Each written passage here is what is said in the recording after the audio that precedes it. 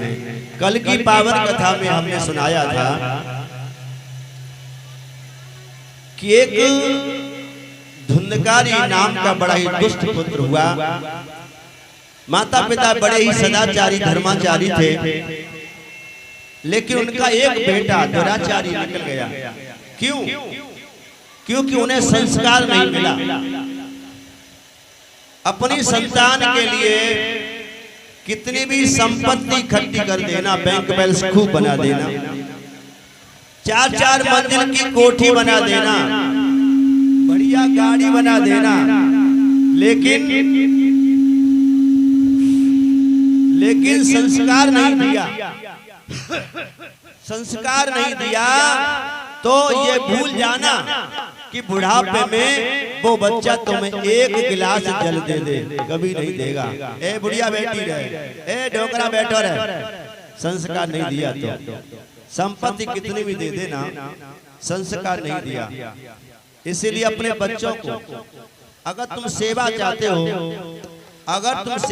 हो, तो बच्चों को संस्कार करो, संस्कार देना आरंभ कर दो। और संस्कार कैसे दिया जाता है?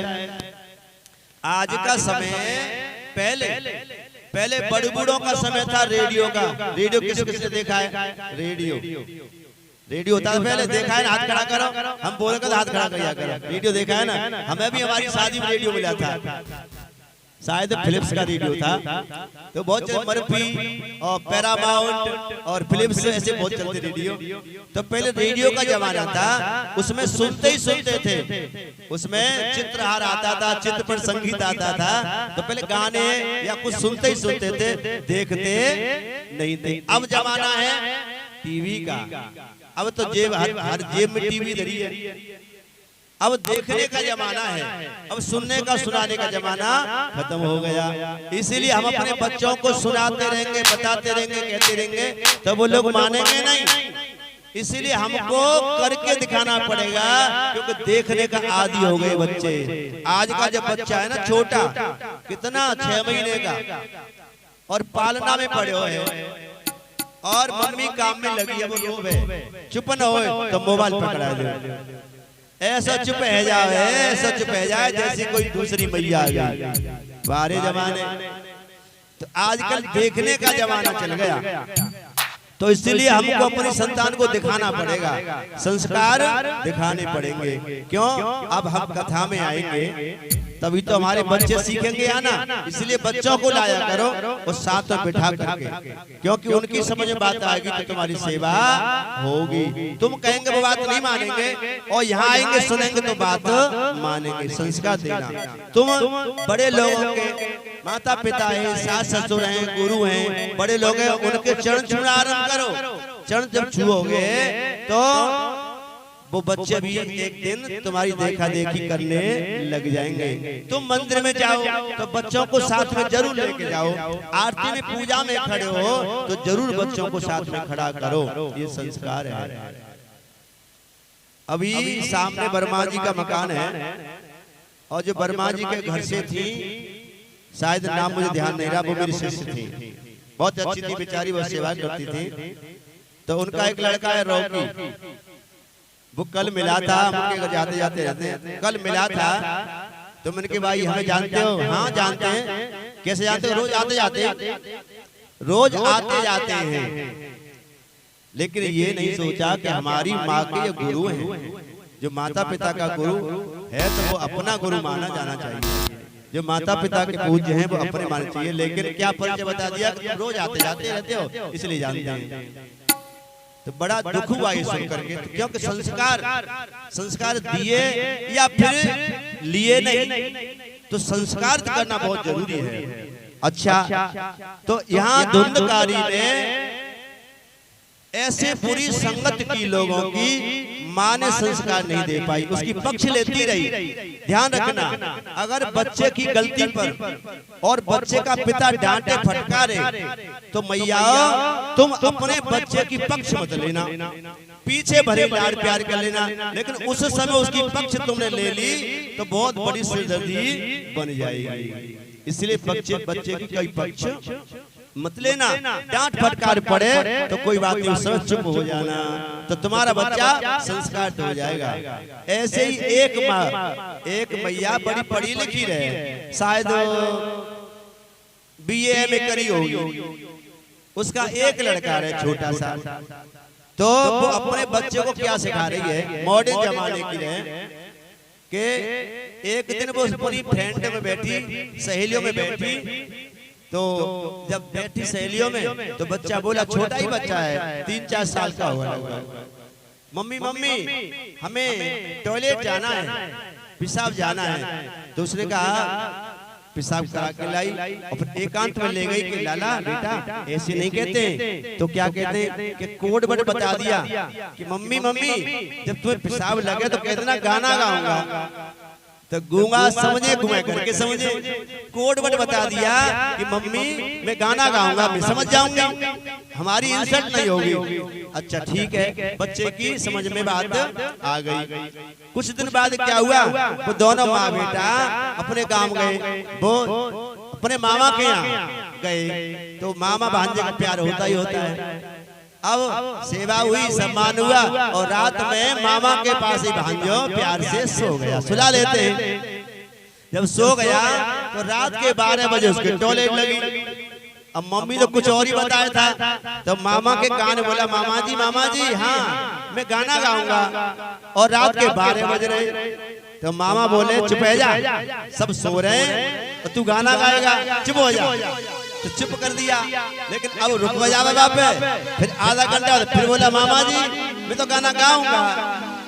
मामा जी बोले ऐसा कर, सब सो रहे मेरे कान में धीरे धीरे गा ले, मेरे कान में धीरे धीरे गा ले। तो उसने कान में ही गाना।